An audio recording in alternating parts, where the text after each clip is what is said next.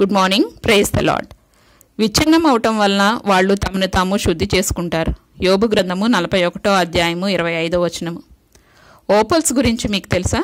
అవి ఎలా తయారవుతాయో తెలుసా? అవి ఎడారి దుమ్ము, ఇసుక మరియు సిలికాతో తయారు చేయబడతాయి. అవి విరిగిన హృదయం లాంటి రాళ్ళు. దానిలో లోపాలకు అవి రుణపడి ఉన్నాయి. ఎందుకంటే దాని పగుళ్లలోనే దాని అందం ఉంది. ఆ పగుళ్లలో నుండి గాలి వెళుతుంది. ఆ గాలి కాంతిని వక్రీకరిస్తుంది. అందువల్ల దాని రంగులు ఇంకా మధురమైనవి. ఆ అగ్ని దీపం దాని హృదయంలో ఎప్పుడూ మండుతూ ఉంటుంది. ఎందుకంటే భగవంతుని శ్వాస దానిలో ఉంది. మనం పగుళ్ళు మరియు ఎడారి ఇసుక గురించి మాత్రమే ఆలోచిస్తాం. కానీ భగవంతుడు ఆ పగుళ్లలో నుండి ఓపల్స్ను తయారు చేశాడు. దేవుని కాంతిని, ప్రేమని, రంగులని ఇతరులకు ఇవ్వాలంటే ముందు మనం విచ్ఛిన్నం కావాలి. అప్పుడు ఆలయం యొక్క దీపం మనలో మండుతూ ఉంటుంది, ఎప్పటికీ ఆరిపోదు.